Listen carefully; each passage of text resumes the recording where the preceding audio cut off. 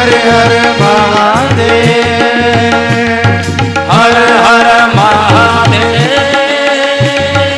हर हर महादेव, हर हर महादेव, हर हर महादेव। जय भवानी, जय भवानी, जय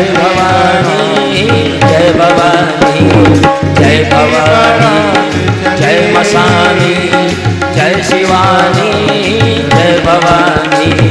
हर हर महादेव, हर हर महादेव, हर हर महादेव, हर हर महादेव। जय भवानी, जय मसानी, जय शिवानी, जय मसानी, जय भवानी, जय मसानी, जय शिवानी, जय मसानी, जय मसानी, जय शिवानी, जय शिवानी, जय मसानी, जय शिवानी, जय मसानी, जय शिवानी, जय मसानी, जय शिवानी, जय मसानी, जय शिवानी, जय मसानी, जय शिवानी, जय मसानी, जय शिवानी, जय मसानी। शिव की बारात चली, शिव की बारात। हर हर महादेव,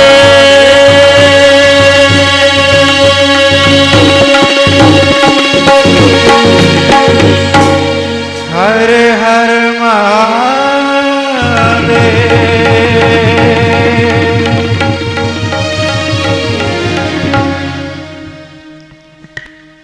बड़ा संकट हो गया था। शिव जी के कुंवारे लौटने की नौबत आ गई थी, लेकिन नारद जी ने जब कहा कि माता, इनका कितनी ही बार जन्म हुआ है और जब भी इनका जन्म हुआ ये शिव के लिए ही जन्म लेती हैं, और माता ये वही सती हैं जिन्होंने दक्ष के यज्ञ में अपना देहपात किया था और अब तुम्हारे यहाँ जन्म लिए हैं। माता को सब कुछ पता लगा, बड़े प्रेम से दामाद का परीक्षण किया और बड़ी विधियों से विवाह हुआ। और आइए लाडा लाडी रंग में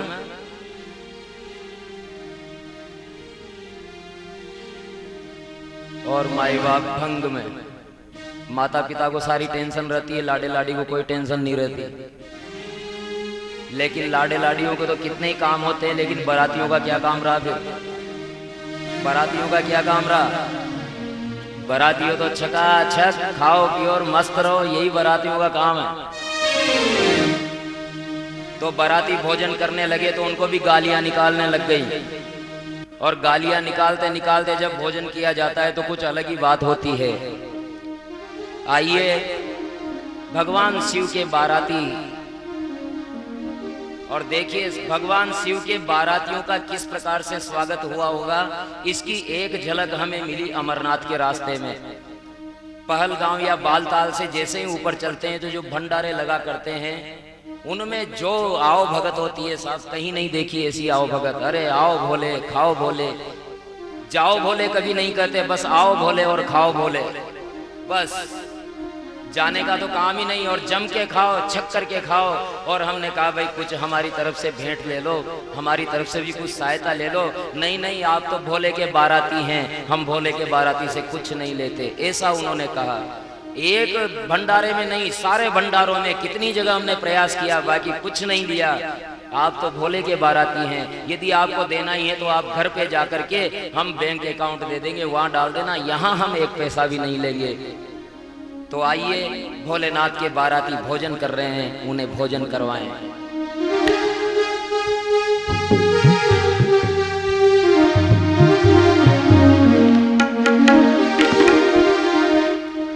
सगला जनेती जीम ताजी काई, सगलो ही जीम जासी रे, जिनस को राम रुखालो हाँ।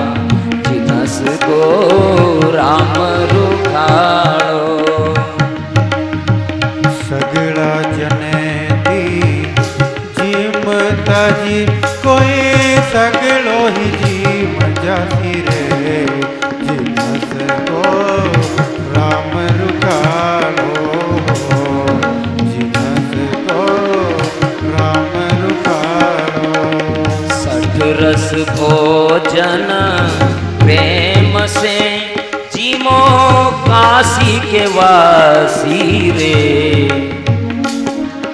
जिनस को राम रुखाड़ो हाँ जिनस को राम रुखाड़ो सगड़ा जन जिए मता जी कोई सगड़ो ही जी मजासी रे जिनस को राम रुखाड़ो जिनस को राम रुखाड़ो सुर मुनि भूत बरात सुर मुनि भूत पिशाच बराती सब गुण अवगुण सीरे जिनस को राम रुखाड़ो हाँ को राम रुखाड़ो सगड़ा जने जय हो जीव ताजी कोई विश्वनाथ दरबार की मजासी रे जिनस को राम रुखाड़ो जय हो जिनस को राम रुखाड़ो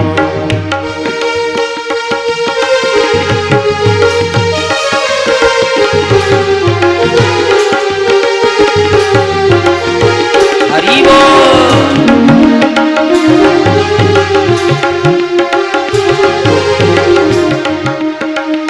भोला शिव जी से अर्ज करो भोला शिव जी से अर्ज करो काटो यम फांसी रे जिनस को राम रुखाड़ो हाँ जिनस को राम रुखाड़ो सगड़ा जने जीव ताजी कोई सगड़ो ही जी मजासी रे जिनस को राम रुखाड़ो जिनस को राम रुखाड़ो अब एक तरफ से अगर गाने गाएंगे तो थकान हो जाएगी इसलिए दूसरा समूह बोला और वो कहने लगा गिरिजा मारी लाडली गिरिजा मारी लाडली वर बण्या सदा शिवनाथ जी मोर रुच रुच के वर बण्या सदा शिवनाथ जी मोर जीमो जीमो जी दीनानाथ जी मोर रुच रुच के जीमो जीमो दीनानाथ जीमो रुच रुच के जीमो रुच रुच के ये आप सबको बोलना है क्योंकि जिमाने का काम आपका है जीमने वाले तो बाराती हैं लेकिन जीमो रुच रुच के ये आप कहेंगे तभी तो बाराती जीम पाएंगे हे गिरिजा मारी लाडली गिरिजा मारी लाडली वर बण्या सदा शिवनाथ जी मोर रुच रुच के वर बण्या सदा शिवनाथ जी मोर रुच रुच के जीमो जीमो दीनानाथ जी मोर रुच रुच के जीमो जीमो दीनानाथ जी मोर रुच रुच के मात पिता कोई नहीं मात पिता कोई नहीं और देखिए मात पिता कोई नहीं मंडप में गुरुजी ने पूछा जो फेरे पटका रहे थे उन्होंने कि लाडा जी पिताजी का नाम लो तो शिव जी ने कहा कि विष्णु बोले वो आपके दादाजी का नाम लो बोले ब्रह्मा बोले परदादाजी का नाम लो तो शिव जी ने कहा कि वो तो हम स्वयं ही हैं मात पिता कोई नहीं मात पिता कोई नहीं सारा जग का पितु मात जी मोर रुच रुच के सारा जग का पितु मात जी मोर रुच रुच के जीमो जीमो दीनानाथ जीमो जीमो दीनानाथ जीमो रुच रुच के। जीमो सठ रस पकवान जीमो रुच रुच के।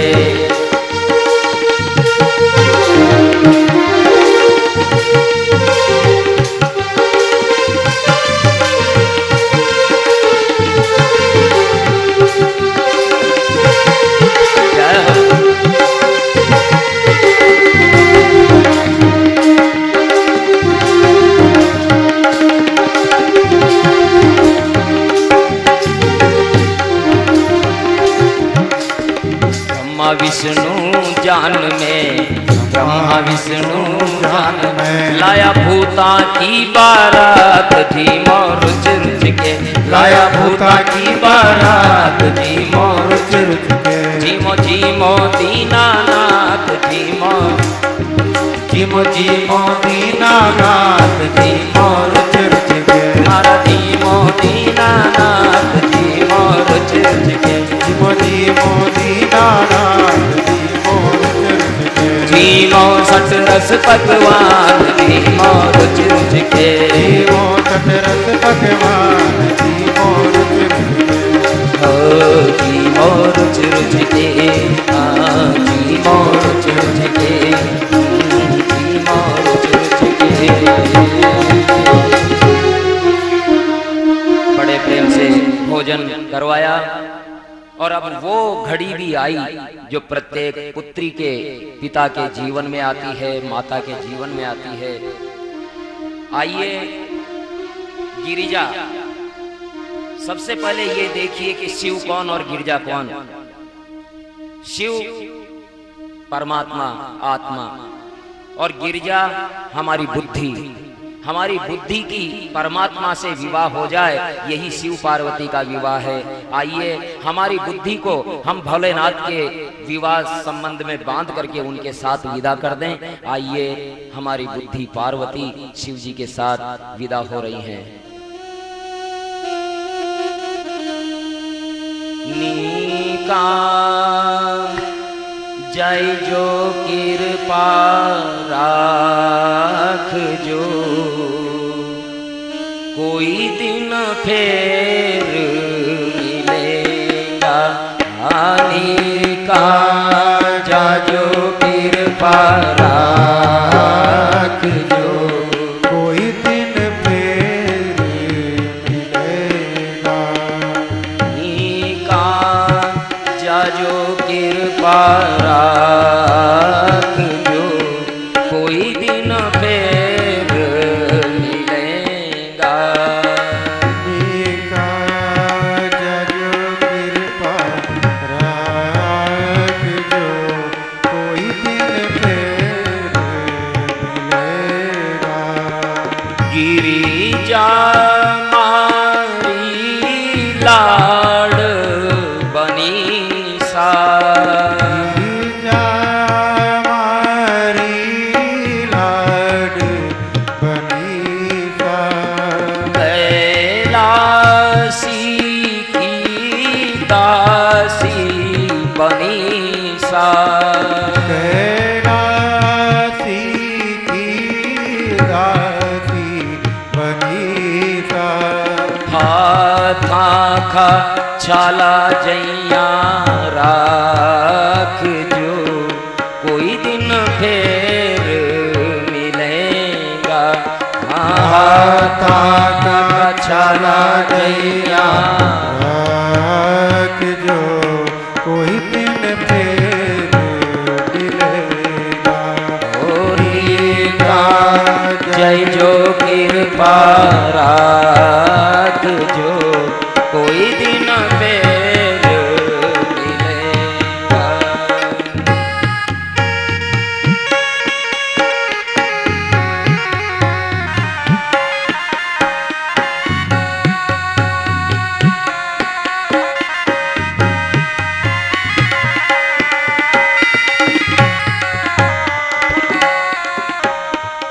जन्म जन्म को सा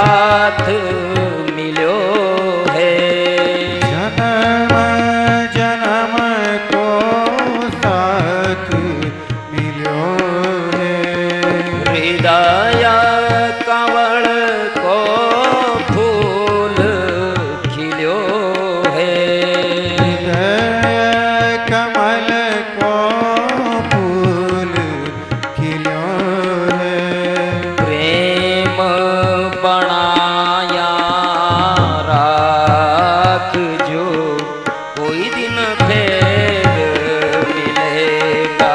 हाँ प्रेम बनाया राख जो कोई दिन फिर मिलेगा। होनी का जय जो कृपा राख जो कोई दिन फिर मिलेगा। कोई दिन फिर मिलेगा। कोई दिन फिर मिलेगा।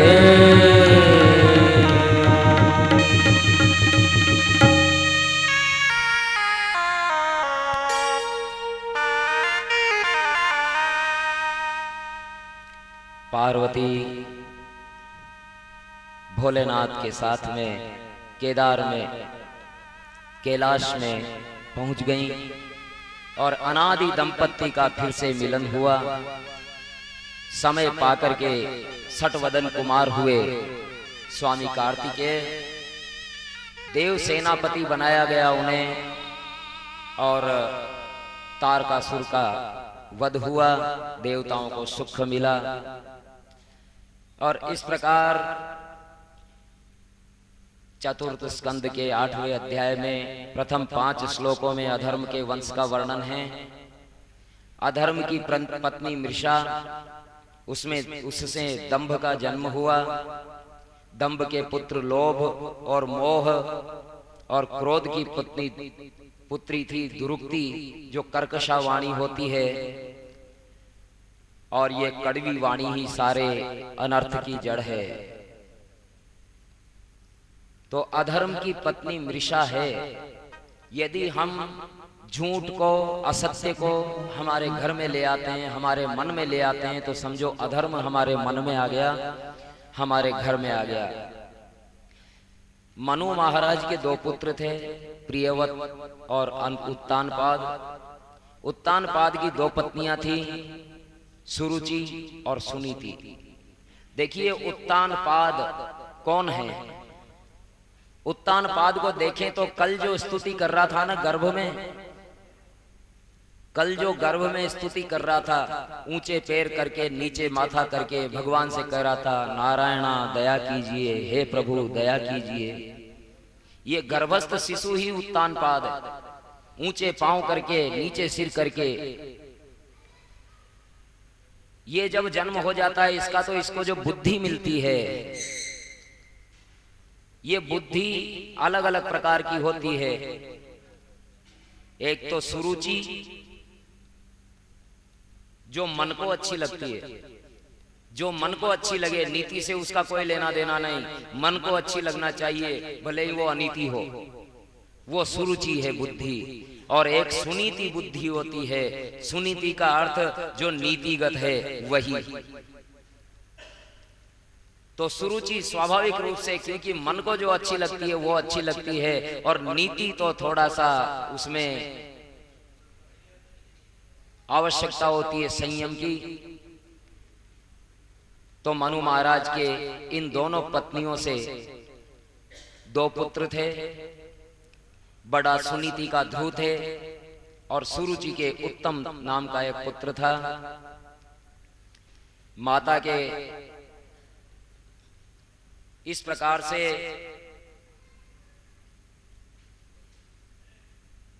एक दिन राजा उत्तानपाद सिंहासन पर बैठे हुए थे। उत्तम उनकी गोद में खेल रहा था। ध्रुव ने देखा, सोचा कि जब उत्तम पिता की गोद में खेल रहा है तो फिर मैं क्यों ना खेलूं। ध्रुव पिता के पास में गए और पिता की ओर हाथ बढ़ा करके कहने लगे कि पिताजी, मैं भी आपकी गोद में आऊंगा। जैसे ही पिता तो लेना चाह रहा था, लेकिन सुरुचि वहां देख रही थी और उसने झिड़क दिया बच्चे को कि यदि तुझे इस राजा की गोद में आना है, यदि तुझे इस राज सिंहासन को पाना है तो भगवान की तपस्या कर कि वो तुझे मेरे गर्भ में भेजे, तब जाकर के तू इस राजकाज में राज सिंहासन पर बैठ सकता है। और इस प्रकार से जब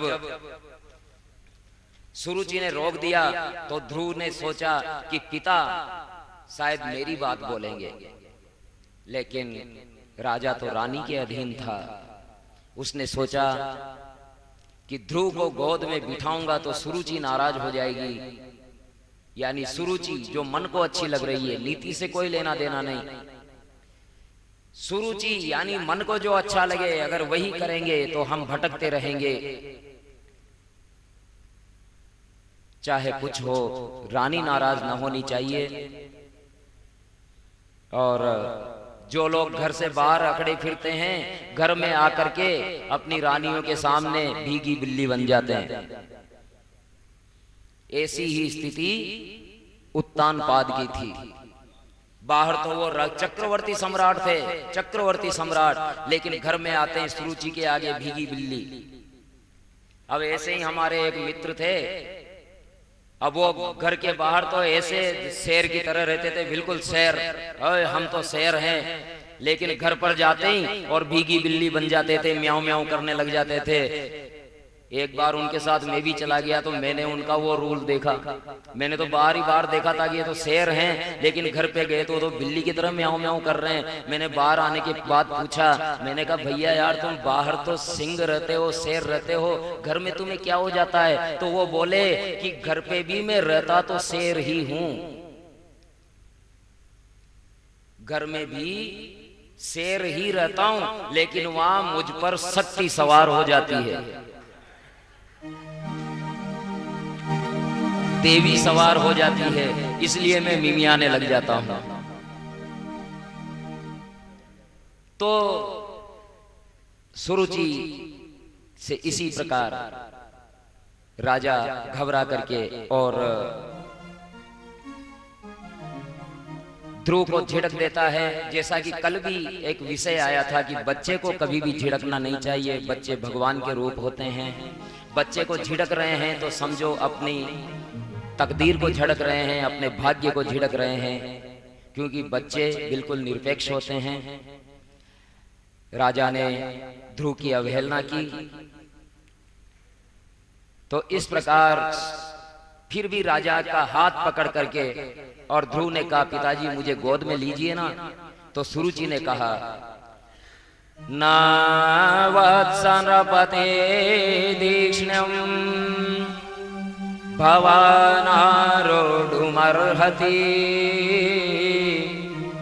न ग्रहितो मया यत्वं कुक्षावपि नृपात्मजः। सुरुचि ने कहा हे बालक, इस सिंहासन का अधिकारी तू नहीं है, क्योंकि तूने मेरे कोख से जन्म नहीं लिया है। यदि तू राजा का पुत्र है तो कोई फर्क नहीं पड़ता। यदि तुम्हें सिंहासन चाहिए, यदि तुम्हें राजा की गोद चाहिए, तो फिर मेरे कोख से तुम्हें जन्म लेना होगा। इसलिए भगवान की तपस्या कर और उनसे वर मांग कि वो मेरी कोख से तुझे भेजे। तो इस प्रकार से ध्रुव सोचते हैं कि यदि मैंने ये बात अपनी माता सुनीति को बताई तो माता पिता की निंदा करने का पाप लगेगा, निंदा करने का पाप लगेगा, इसलिए उन्होंने कुछ नहीं बताया। तब एक दासी आई और उसने सारी बात बताई कि तुम्हारे ध्रुव के साथ ऐसा हुआ। जब रानी को ये पता लगा तो दुख तो बहुत हुआ सुनीति को, लेकिन उसने सोचा देखिए संस्कार किस प्रकार से देती है माता। वो चाहती तो ध्रुव के मन में जहर भर सकती थी, विष भर सकती थी, लेकिन उन्होंने ऐसा नहीं किया। उन्होंने ध्रुव से कुछ भी नहीं कहा। मन में तो कष्ट हुआ कि आखिर तो मैं भी उसी राजा की पत्नी हूँ, आखिर तो ध्रुव भी उसी राजा का पुत्र है, फिर क्यों नहीं इसे गोद का अधिकार। लेकिन फिर भी उसने ध्रुव से कुछ नहीं कहा। वो संस्कार देना चाहती थी, भले ही राज सिंहासन मिले न मिले, अपने दुख के आवेग को दबा करके और कहा ध्रुव से कि ध्रुव बेटा, तेरी विमाता ने जो कुछ कहा वो ठीक ही कहा है, उसका मैं अनुमोदन करती हूं। यदि कुछ मांगना ही है तो ईश्वर से मांगो। लौकिक पिता की अपेक्षा परम पिता परमेश्वर की गोद मिलना ज्यादा सौभाग्य की बात है। इसलिए जो पिता तेरा मुख नहीं देखना चाहता वहां रहना व्यर्थ है, और परम पिता की खोज में निकल जा बेटा, तेरा कल्याण होगा। मेरा आशीर्वाद सदैव तेरे साथ है, लेकिन अपनी विमाता का आशीर्वाद लिए बिना मत जाना। विमाता ने कैसा कुछ किया था, लेकिन सुनीति चाहती थी कि कहीं ध्रुव के मन में गलत संस्कार न पड़े, अपनी माता के प्रति वैर भाव लेकर के वो न जाए, ऐसा सोच करके। और उसने ध्रुव से कहा कि तू अपनी माता का आशीर्वाद लेकर के अवश्य जाना। और इस प्रकार से अपनी विमाता का आशीर्वाद लिया, पिता का आशीर्वाद लिया और निकल गया, जंगल में गया। और ध्रुव ने वन गमन करके 5 वर्ष की अवस्था में वन में डर भी लगा, शेर भेड़िया अगर आया तो क्या होगा। लेकिन फिर दूसरे पल ही उसे माँ की बात याद आई कि माता ने कहा था कि उनके नारायण सदा मेरे साथ हैं, और उससे उनका डर जाता रहा। और ध्रुव को बीच में नारद जी मिले, साष्टांग प्रणाम किया। संत मिले तो उन्हें साष्टांग प्रणाम करना चाहिए। साष्टांग प्रणाम यानी 8 अंग जमीन पर लगते हुए। नारद जी ने पूछा कहाँ जा रहे हो? ध्रुव ने कहा कि भगवान का दर्शन करने के लिए वन में जा रहा हूं। नारद ने कहा बेटा अभी तू छोटा है, खेलने कूदने की उम्र है, भगवान की आराधना बड़ी कठिन है। बड़े बड़े ऋषिगण भी उन्हें जन्मों तक की तपस्या के बाद नहीं पा पाते। बेटे अभी तू घर जा, तेरी उम्र नहीं हुई, राजकाज भोग और उसके बाद फिर तपस्या करने आना। ध्रुव ने कहा सोयं समो भगवता सुख दुःखदात्मना दर्शिता कृपया पुंसा दुदर्शोस्म द्विधेस्तुयम्। हे भगवान, आपने सांसारिक दुख सुख को भोगने वाले प्राणियों के लिए बहुत अच्छी बात कही, लेकिन मेरी बात अलग है। मैं क्षात्र हट को लेकर के और निकला हुआ हूं।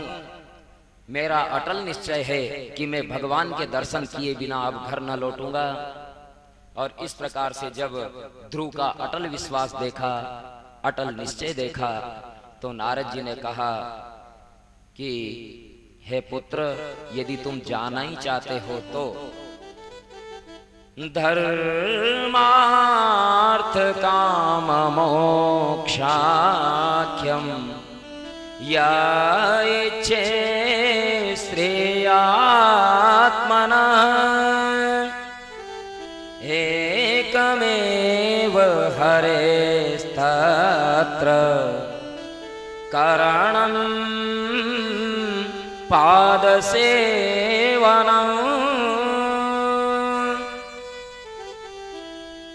धर्म अर्थ काम मोक्ष,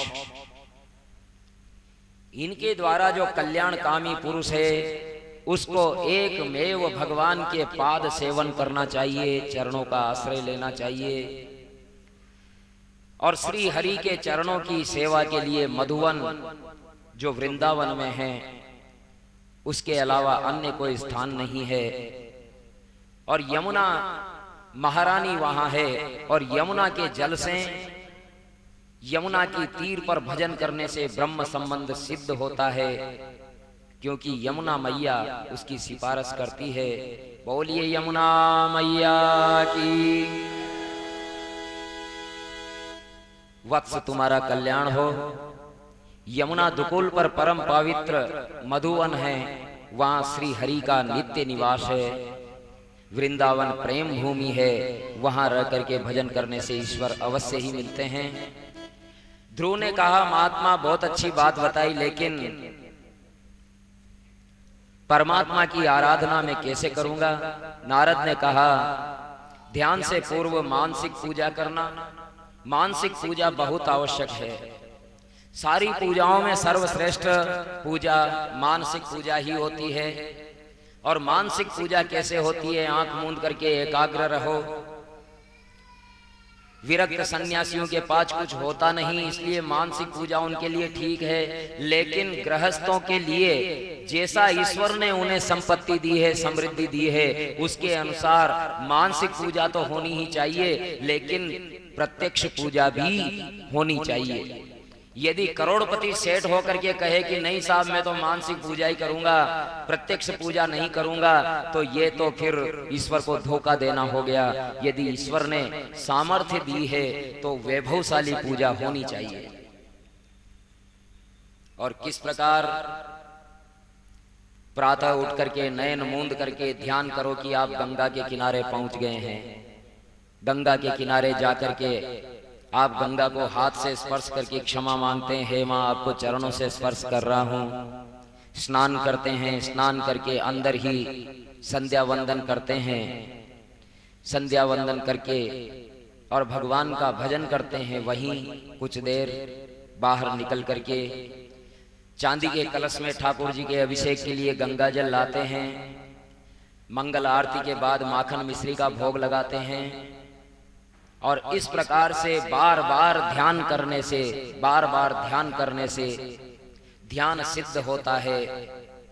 प्रभु दर्शन के लिए आर्त रहें, दीन रहें, तो ये सार्थक होता है। भगवान के दर्शन, शंख चक्र गदा पद्मधारी भगवान के दर्शन करके और जप करते रहना है। आंख मूंद करके अंदर ही ध्यान करना और फिर जप करते रहना, यह श्रेष्ठ जप है। और यदि ध्यान नहीं है, केवल माला लगी हुई है, माले के मन के चल रहे हैं, ध्यान इधर उधर भटक रहा है, तो उस जप का कोई अर्थ नहीं होता। इस प्रकार ध्यान पूर्वक महामंत्र का जप करो।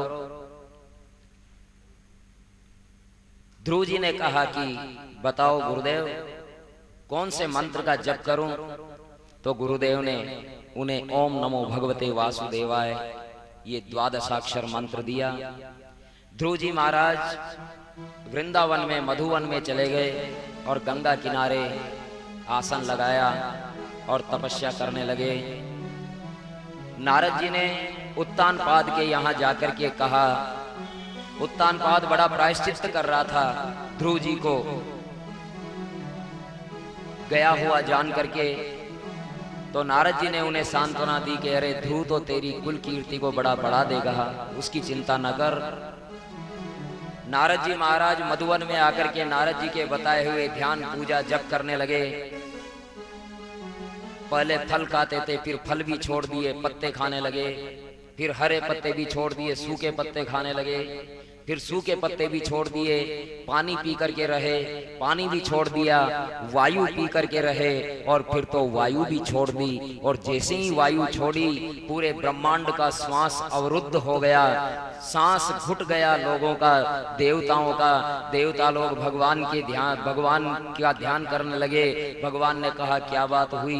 देवताओं ने कहा प्रभु सभी का श्वास अवरुद्ध हो रहा है। नारायण ने कहा चिंता न करो, मेरा भक्त भक्ति कर रहा है, मैं उसे जाकर के ध्यान से हटाऊंगा, उसको वर दे करके आऊंगा, तब सब कुछ ठीक हो जाएगा। और इधर ध्रुव जी बड़े आनंद से भगवान के उस मंत्र का जाप कर रहे हैं जो मंत्र नारद ने दिया था। ओम नमो भगवते वासुदेवाय, ओम नमो भगवते वासुदेवाय, ओम नमो भगवते वासुदेवाय, ओम नमो भगवते वासुदेवाय, ओम वासुदेवाय। ओम नमो भगवते वासुदेवाय। ओम नमो भगवते वासुदेवाय। ओम नमो भगवते वासुदेवाय।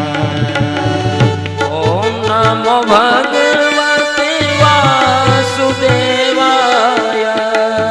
ओम नमो भगवते वासुदेवाय। ओम नमो भगवते वासुदेवाय। ओम नमो भगवते वासुदेवाय।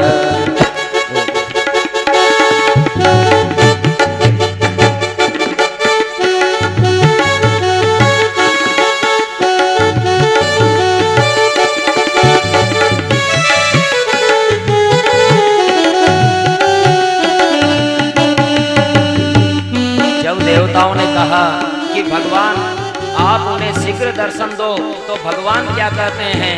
भगवान कहते हैं कि अरे मैं उसे दर्शन देने नहीं, दर्शन करने जाऊंगा, अपने भक्त के दर्शन करने जाऊंगा। और धन्य है भक्त भगवान के कि भगवान भी उनके दर्शन करने के लिए आते हैं।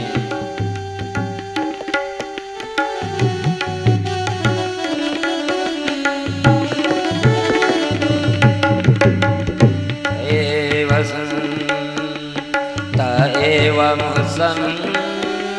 मया उरुक्रमे कृतावनामा प्रयुत्रिष्टपम् सहस्रशीर्षापि ततो गुरुत्मता मधोर्वनं भृत्यदिद्रक्षया तत्।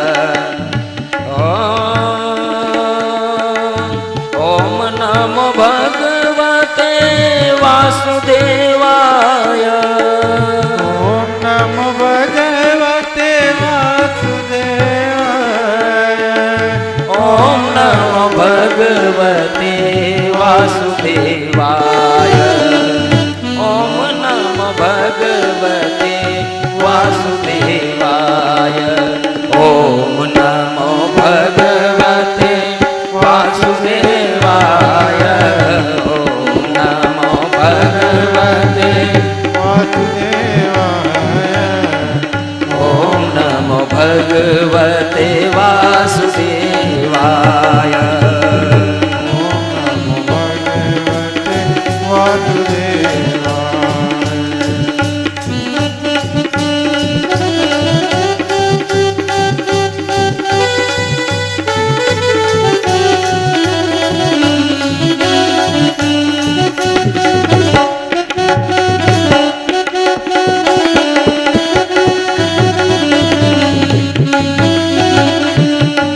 भगवान ने देवताओं से ऐसा कहा और भगवान के आश्वासन से देव प्रसन्न हुए और प्रसन्न होकर के और भगवान अपने गरुड़ वाहन पर सवार होकर के और इस प्रकार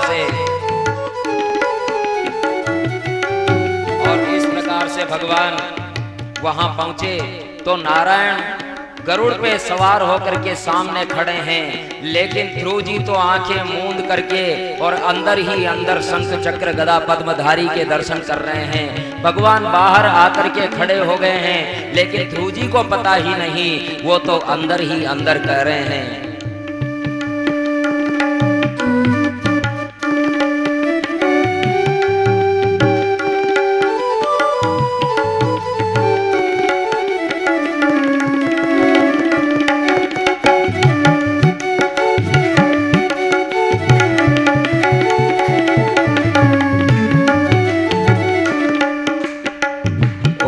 नमो भगवते वासुदेवाय।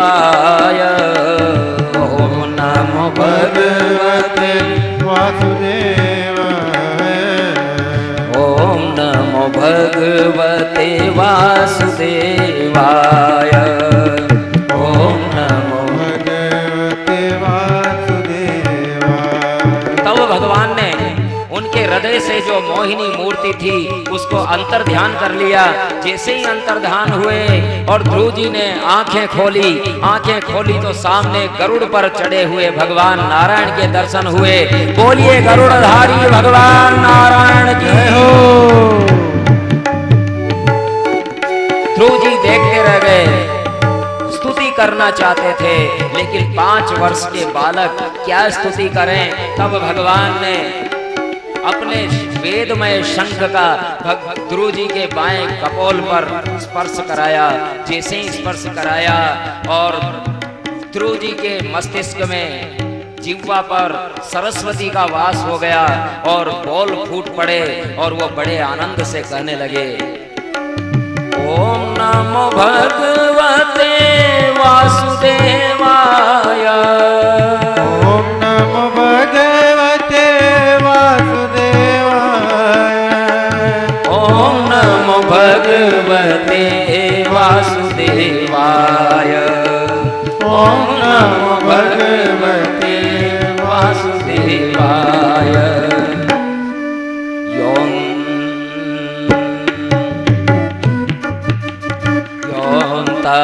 प्रविश्य मम वाचमिमां प्रसूतां संजीवयत्यखिल शक्तिधर स्वधाम्ना। अन्याश्च हस्तचरण श्रवणत्वगादि प्राणान्नमो भगवते पुरुषाय तुभ्यं। ओम नमः शिवाय शिवाय नमः। ओम नमः शिवाय शिवाय नमः। ओम नमः शिवाय शिवाय नमः। ओम नमो शिवाय शिवाय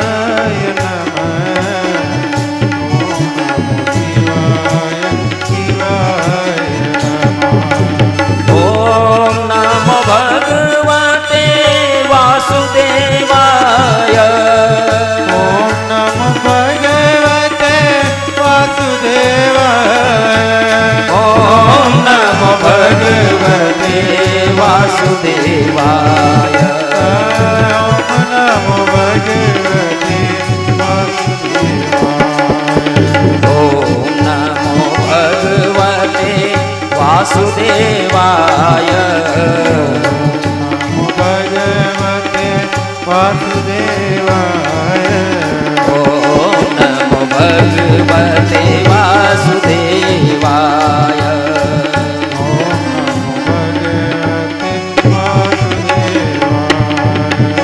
हे प्रभु, आप सर्वशक्ति संपन्न हैं।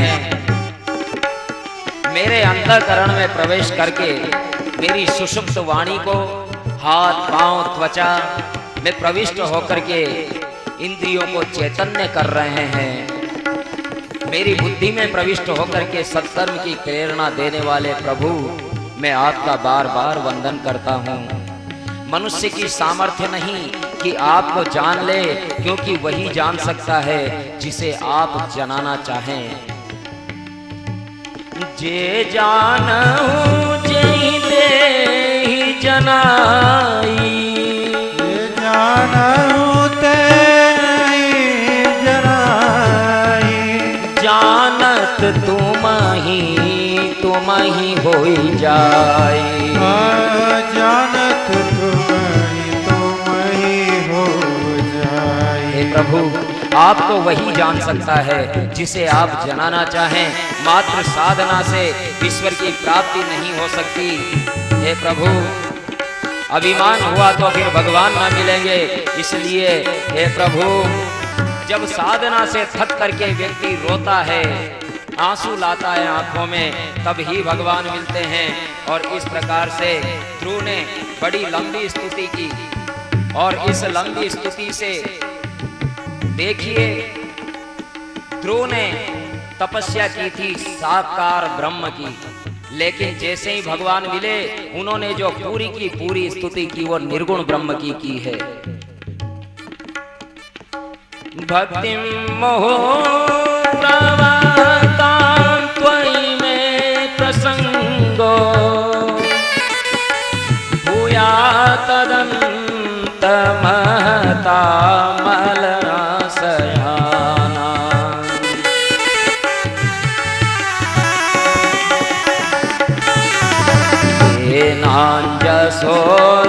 येनाञ्जसोल्वणमूर्धनं भवातिं निश्चे भवद्गुणकथा